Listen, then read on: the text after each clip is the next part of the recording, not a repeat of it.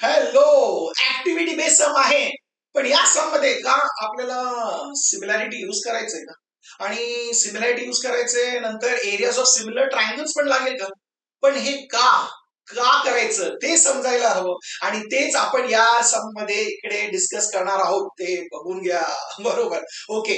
चला, पहिल्यांदा काय दिलंय इकडे? एक फिगर दिलाय आणि काय इन्फॉर्मेशन दिलंय. पहिल्यांदा ते इन्फॉर्मेशन बघूया, आणि ऍक्टिव्हिटी आहे म्हणजे तुम्ही सांगा एकदम सोपं आहे. चला, दिले segment PQ parallel to segment D. PQ जे आहे ते डी ला पॅरलल आहे, म्हणजे एका ट्रायंगल मध्ये एक लाईन एका साइडला पॅरलल आहे. म्हणजे तुम्ही तुमच्या लक्षात आलं असेल. ओके, एक थिअरम आहे जे आपण इकडे युज करू शकतो. आलं का लक्षात? Okay okay okay, very good. चला पुढे बघूया. आणि इकडे पुढे दिले एरिया ऑफ ट्रायंगल PQF, म्हणजे हे जे त्रिकोण आहे बघा, हे त्रिकोण जे आहे याचं एरिया आपल्याला दिलंय. किती दिलंय? 20 स्क्वेअर युनिट्स. ओके. पुढे दिले पीएफचं लेंथ आहे ट्वाइस ऑफ डीपी. ओके, हे इन्फॉर्मेशन आहे, म्हणजे पीएफ आणि डीपी मध्ये एक रिलेशन आहे ते दिले. Then find area of quadrilateral DPQE, म्हणजे हे जे क्वाड्रिलॅटरल आहे याचं एरिया क्षेत्रफल आपल्याला काढायचं. हे जे क्वाड्रिलॅटरल आहे, ओके, याचं एरिया क्षेत्रफल काढायचं. आता डिस्कस करूया हे एरिया कसं काढणार. पहिल्यांदा तुम्ही हे क्वाड्रिलॅटरल बघा. आता या क्वाड्रिलॅटरल मध्ये तुम्ही सांगणार हे जे डी आणि PQ आहे ते एकमेकांना पॅरलल आहेत, आणि डीपी आणि EQ हे पॅरलल आहे का? नाही. म्हणजे या क्वाड्रिलॅटरल मध्ये एक पेअर ऑफ ऑपोजिट पॅरलल आहे आणि दुसरं नाही. म्हणजे तुम्हाला माहिती आहे हे काय? हे ट्रपिजियम आहे. आता ट्रपिजियमचं क्षेत्रफल म्हटलं तर तुम्ही सांगा मला ते फॉर्म्युला माहिती आहे, half into sum of parallel sides into height. बरोबर. पॅरलल साइड्स म्हटलं तर DE आणि PQ, पण ते दिलंय का? नाही. आणि इंटू हाईट म्हटलं तर म्हणजे या दोघांमध्ये, या पॅरलल साइड्स मध्ये जे परपेंडिक्युलर डिस्टन्स, इकडे तर नाहीये परपेंडिक्युलर डिस्टन्स, म्हणजे त्याचं लेंथ पण नाही, हाईट पण नाही. म्हणजे पॅरलल साइड्स पण नाही, हाईट पण नाही. म्हणजे आपण ते फॉर्म्युला युज करून याचं क्षेत्रफल फाइंड करू शकतो का? नाही. ते समजा, पण फाइंड तर करायचंय. करायचं कसं ते डिस्कस करूया, समजून घेऊया. पण पहिल्यांदा ऍक्टिव्हिटी फॉर्म मध्ये, म्हणजे काहीतरी दिलं असेल ना स्टार्टिंगला, चला ते बघूया, समजून घेऊया काय आपल्याला सापडतंय का, सोपं पडतं का. स्टार्टिंगला दिले area of triangle PQF. Okay, हे दिले 20 स्क्वेअर, हे लिहून टाकलं. नंतर सांगितलं बघा, हे इन्फॉर्मेशन जे दिलं ना, PF is twice of DP, ते लिहिलंय. PF is twice of DP दिलंय. समजून घ्या काय PFचं जे लेंथ आहे ते DP वर अवलंबून आहे. जर आपल्याला DP आलं तर PF मिळणार, कारण डीपीचं डबल आहे. तर तुम्ही सांगा आम्हाला डीपी दिलंच नाही, म्हणजे डीपीला घ्या एक्स. बघा तिकडे लिहिलंय. Very good. म्हणजे का एक्स घेतलं ते समजलं. ओके. आता हे एक्स आहे म्हटलं तर पीएफचं लेंथ किती असणार आहे? याचं डबल म्हणजे ट्वाइस. तर काय होणार? 2x. व्हेरी गुड, ते लिहिलंय बघा. Very good. आता मला सांगा, आपल्याकडे डीपीचं लेंथ आहे आणि पीएफचं लेंथ आहे, म्हणजे अजून एक सेगमेंट जे आहे ते आपल्याला मिळणार का? सांगणार हो, डीपी आहे, पीएफ आहे म्हटलं तर आपल्याला डीएफचं लेंथ मिळणार ना. Very good. आणि ते फाईन केलंय. आता मला सांगा ऑलरेडी इकडे बघून, डीएफचं लेंथ किती असणार? x प्लस 2x किती असणार? तुम्ही सांगणार 3x. व्हेरी गुड, बरोबर आहे. म्हणजे आपण इकडे लिहिणार काय? DP plus PF. समजलं इकडे काय लिहायचं? Very good. म्हणजे पुढे काय येणार? व्हॅल्यू सबस्टिट्यूट करा. डीपीचं आहे एक्स, म्हणजे पहिल्या बॉक्स मध्ये एक्स, नंतर काय येणार? Plus 2x. किती आलं? 3x. म्हणजे हे समजलं.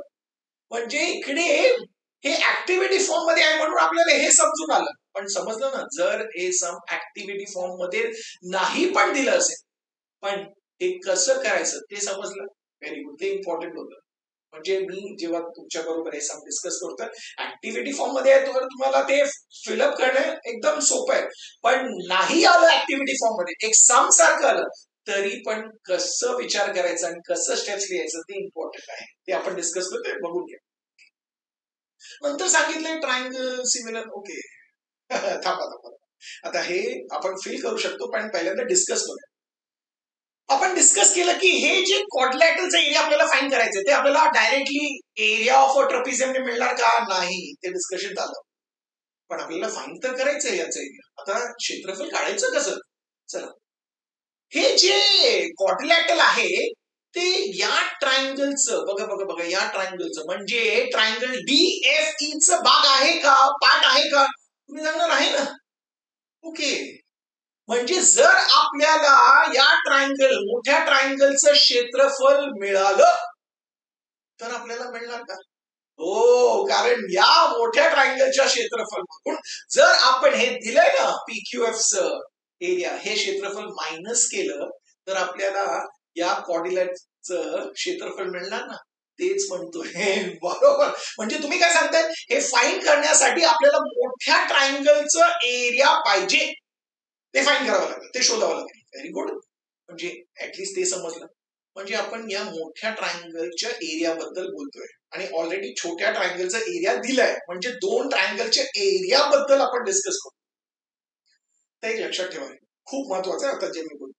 लक्षात घ्या, खूप तुम्हाला बरं पडेल आणि खूप हे तुम्हाला म्हणजे खूप खूप खूप युज होणार आहे सम्स मध्ये, थॉट प्रोसेससाठी. कोणत्या सम मध्ये एका ट्रायंगल मध्ये जर एक लाईन एका साईडला पॅरलल दिलाय म्हणजे आपल्याकडे दोन ऑप्शन असतात. आपण बेसिक प्रोपोर्शनॅलिटी थिअरम यूज करू शकतो, त्याच्याने आपल्याला हे रेशोज इक्वल मिळणार. आणि दुसरं ऑप्शन आहे, आपण हे छोटं ट्रायंगल आणि हे मोठं ट्रायंगल जे यांना सिमिलर दाखवू शकतो. हो, समजते का? कारण दोन्ही ट्रायंगल मध्ये कॉमन अँगल आहे इकडे एफ आणि करस्पॉन्डिंग अँगल घ्या. लाईन पॅरलल आहे ना, ट्रान्सव्हर्सल घ्या म्हणजे करस्पॉन्डिंग अँगलचा पेअर इक्वल असणार. एक हे घेऊ शकतो, नाहीतर angle D equal to angle B घेऊ शकतो, कोणतंही. म्हणजे दोन पेअर ऑफ अँगल्स आपण इक्वल दाखवू शकतो आणि ट्रायंगल सिमिलर होणार. लक्षात ठेवू, म्हणजे बेसिक प्रोपोर्शनॅलिटी थिअरम, नाहीतर आपण ट्रायंगलचा सिमिलर दाखवू शकतो. आणि जर ट्रायंगलचा सिमिलर दाखवलं म्हणजे आपल्याकडे ऑप्शन आलं थिअरम, कोणतं? Theorem on areas of similar triangle. म्हणजे असल्या सम मध्ये जिकडे आपल्याला इन्फॉर्मेशन दिलंय दोन ऑप्शन आहेत, म्हणजे सिलेक्ट कोणतं करायचं ते डिपेंड करतं सम मध्ये काय दिलंय. इकडे सम मध्ये एरिया ऑफ ट्रायंगल बद्दल डिस्कस करतोय, म्हणजे आपल्याला माहिती आहे आपल्याला ट्रायंगल्सना सिमिलर दाखवावं लागेल, तरच आपण ते theorem on areas of similar triangle use करू शकतो. समजलं? ते इम्पॉर्टंट.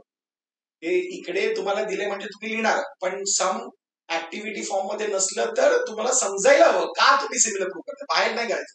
म्हणजे आता समजलं. आता प्रूव्ह करायचं ते सोपं आहे.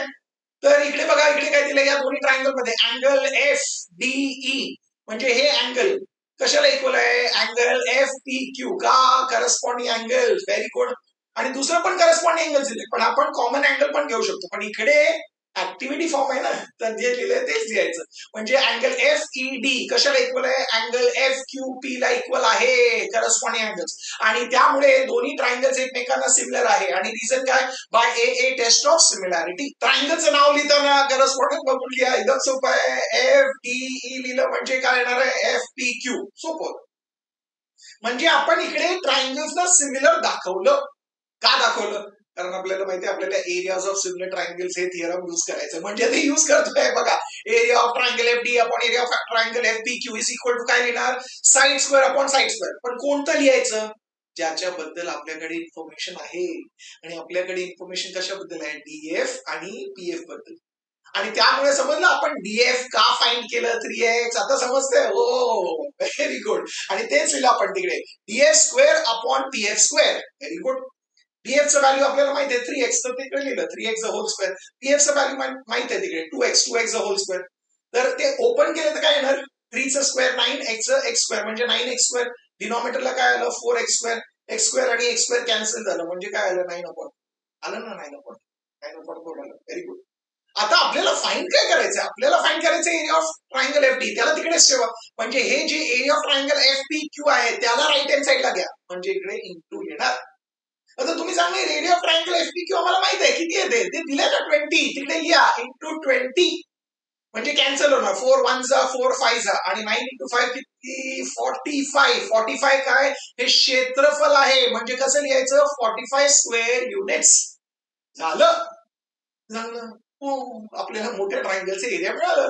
एरिया मिळालं म्हणजे त्याच्यातून ते स्मॉलर ट्रायंगलचं एरिया क्षेत्रफळ मायनस करायचं, म्हणजे काय मिळणार आहे? Area of quadrilateral. तेच लिहिलंय तिकडे बघा, area of quadrilateral D P Q E is equal to काय लिहिलंय? Area of triangle F DE minus area of triangle F P. समजलं? आता व्हॅल्यू सबस्टिट्यूट करा. काय ते इकडे आहे 45, याचं आहे 20. 45 मायनस 20 म्हणजे काय आलं? 25 स्क्वेअर युनिट्स. आणि सम झालं. म्हणजे आता समजलं ना, ऍक्टिव्हिटी फॉर्म मध्ये एकदम सोपं वाटलं, पण विदाऊट ऍक्टिव्हिटी पण आलं तर कसं करायचं ते समजलं, ते महत्वाचं होतं आणि तेच डिस्कशन करायचं होतं. त्यासाठी मी सांगितलं व्हिडिओ बघून घ्या, समजून घ्या आणि नंतर लिहा, स्वतःहून लिहून काढा. ओके, आता तुम्हाला समजलं, आवडलं पण, म्हणजे व्हिडिओला लाईक करा. आता या व्हिडिओमध्ये तुम्ही बघितलं असेल आपण एक एक सम करतोय, म्हणजे दर व्हिडिओमध्ये आपण एक एक सम केलंय, पण तुम्हाला पूर्ण प्रॅक्टिस सेट एकत्र बघायचंय तर प्रॅक्टिस सेट 1.1 साठी इकडे क्लिक करा आणि प्रॅक्टिस सेट 1.2 साठी इकडे क्लिक करा. आपण भेटूया पुढच्या व्हिडिओमध्ये. तोपर्यंत स्माइल करत राहा, शेअर करत राहा आणि अभ्यास करत राहा.